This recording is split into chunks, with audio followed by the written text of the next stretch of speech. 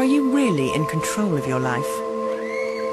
Or are the events of your childhood still influencing the way you behave? Good right, and it's all over. Nigel Benn was one of Britain's best boxing champions. All his first 22 fights ended in knockouts. And he was quickly dubbed the Dark Destroyer. But even as world champion, he was not happy. I just had thoughts about killing myself. Nigel, you keep doing that. Do you mean like putting a gun to your mouth? Yeah. Now he comes face to face with a psychiatrist and looks back at the events of his childhood to see what could still be influencing him now. First time I've been down there in 30 odd years. Someone took someone away from you who I loved, and I didn't understand.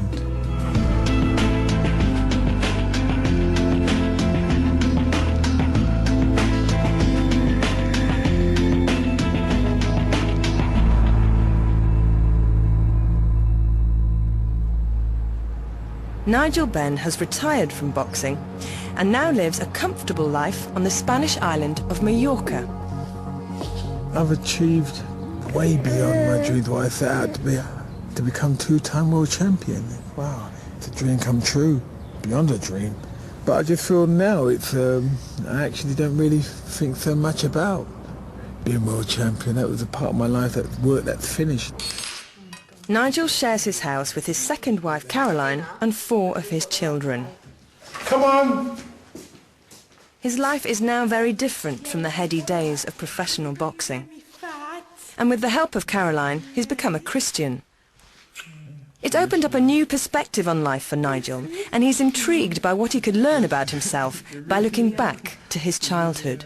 My whole life is just changing day by day. I'm learning so much. About being a parent, about being a husband, and about being a son. Big right hand to him. Now Nigel spends a lot of time with his family and has strong opinions about how children should be brought up. Yeah, that's it. Do some moves there, Bobby. That's it. Jab. I believe kids need that boundary. They need boundaries. If the kids ain't got boundaries, they will cross that all the time. And a lot of times I don't want my son to be like me. Nigel knows just how easy it is for children to go off the rails. When he was the same age as his son, Connor, he was already smoking and fighting in the streets.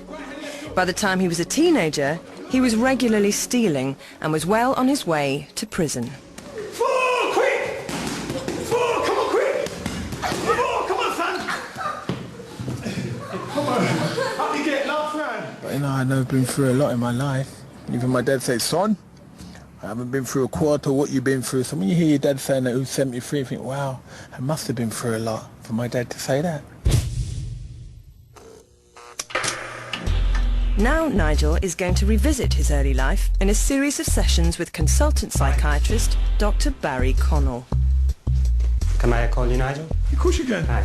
How you doing? Nice to meet you, Barry. Over the next month, Barry will look at Nigel's life and explore any subconscious links to his childhood that might explain why he became such an angry young man and renowned fighter. What I'd hope to get out of the sessions is Nigel feeling comfortable enough to open up and tell his story. I know of his reputation as the Dark Destroyer, as somebody who's had some very serious fights in his time. I'm expecting a guy that's going to present when I meet him as pretty confident, pretty assured, probably wondering, why am I here? Do I really have anything to sort out? Is this more than just an interesting exploration of my childhood? Tell me a bit about yourself, where you come from. Sort of set the scene, or give me a picture of Nigel. And where wow, well, I think I had a great childhood. Okay. Hard childhood. Hard? In what way hard? Never had much, but we were happy. But my dad was like straight down the line, but a good man. Okay. My dad's my hero. Okay. Oh, I'm glad I had parents like my mum and dad.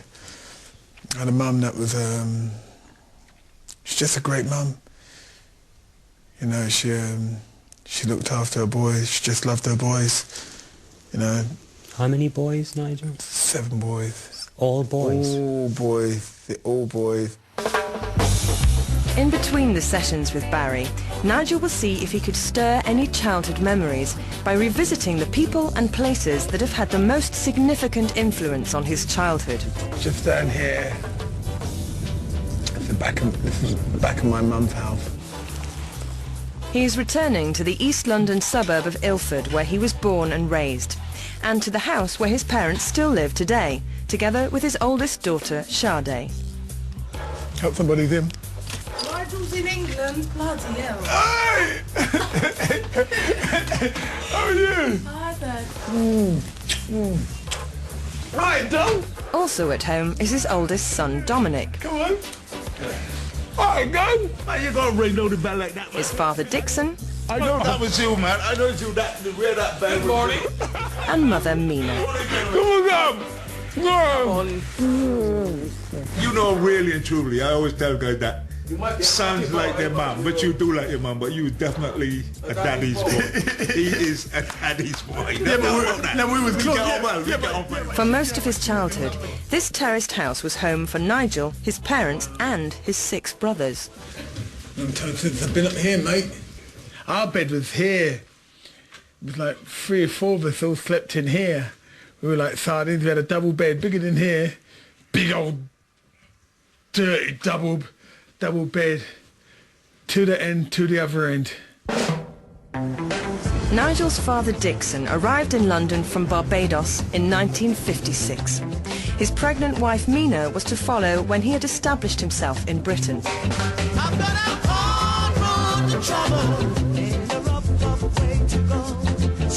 A year later, Mina arrived alone, leaving their firstborn son Andy to be cared for by her parents in Barbados. Dixon got a job in a car factory, and Mina worked at a local hospital. Pretty soon, they had several more sons, and on the 22nd of January 1963, the 6th, Nigel was born, quickly growing into a lively child. I think I was a bit of a handful, but not really losing respect for me mum. Might do a lot of naughty things, but I didn't really lose respect for mum, because if I did, she'd just go and tell me dad, and that's it. That's it. But So you were frightened of your dad? No, there wasn't really no fear at all, but I think my dad can, like, you know, he can lose it, but I loved him. But Dixon and Mina were not the only parents Nigel had. No. I really had like 2 mums. Well, Florrie. Oh, well, this is interesting because... Florrie, because she looked after me from 6 weeks old. How are you? I'm fine, Good. baby. Yeah, good. Yeah, you look all right. Yeah.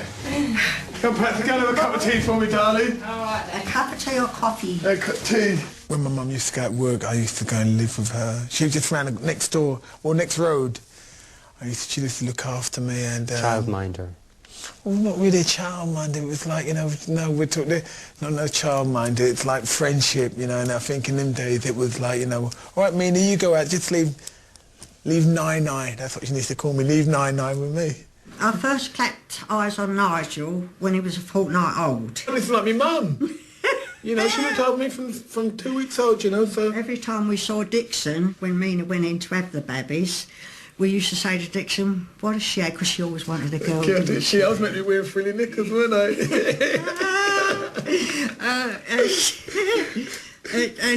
We used to say to him, like, what she had this time, and she had a little girl, Dixon.